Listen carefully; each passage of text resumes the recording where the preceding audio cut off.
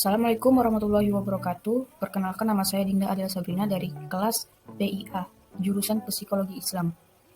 Pada kesempatan kali ini, saya akan mempresentasikan materi saya mengenai benci.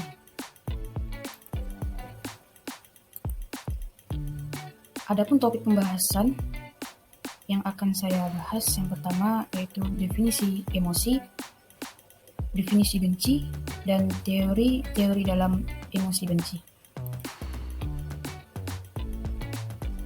Definisi emosi.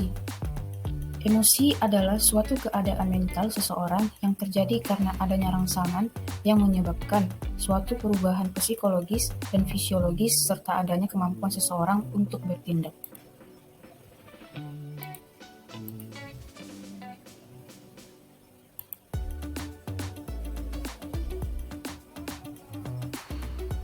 Kemudian ada definisi benci.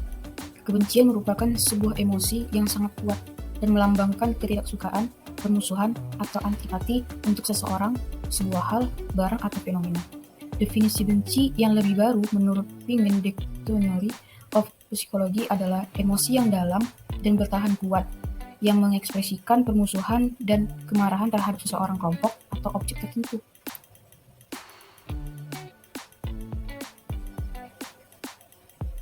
Kemudian ada pun teori-teori dalam emosi benci. Yang pertama, psikoanalisis.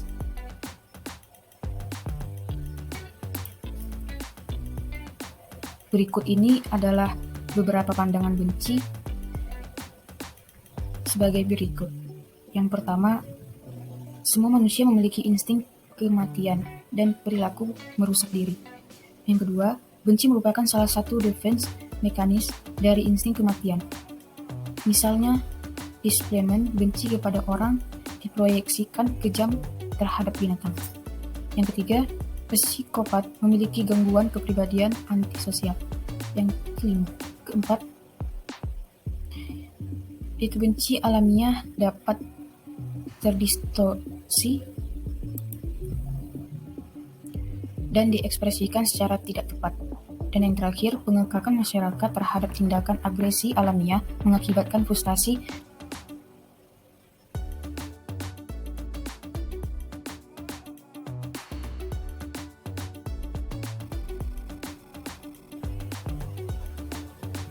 yang kedua.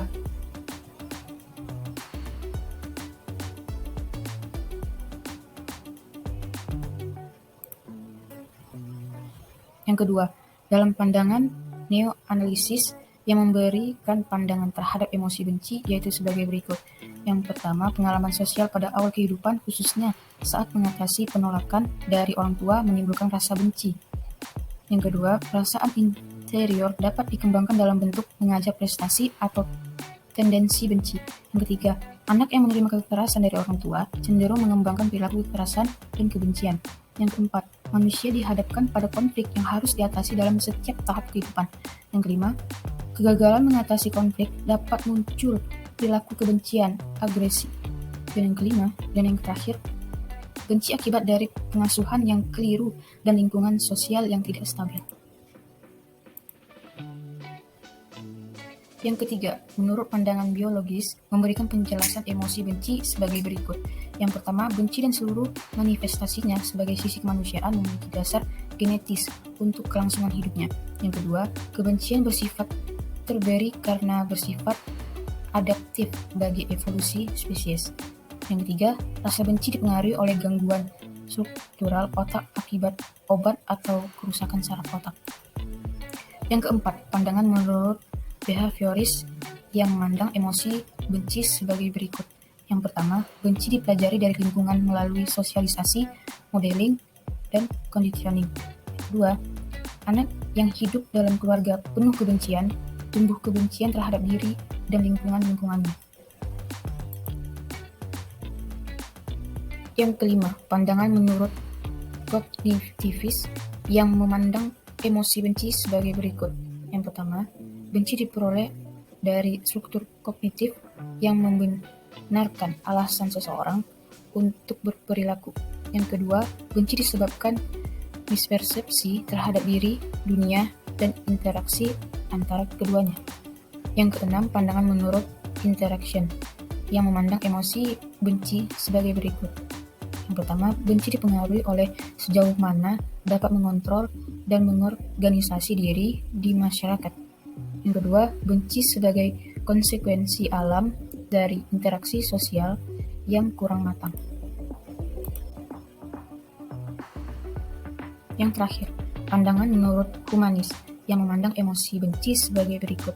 Yang pertama, benci berasal dari kurang penghargaan, khususnya dari orang tua selama masa kanak-kanak.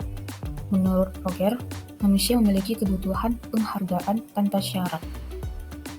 Kemudian, kesenjangan antara persepsi seseorang mengenai diri dan keadaan yang sebenarnya mengakibatkan benci. Menurut Maslow, kebutuhan akan penghargaan yang tidak terpenuhi mengakibatkan tendensi kebencian. Sekian dari saya. Wassalamualaikum warahmatullahi wabarakatuh.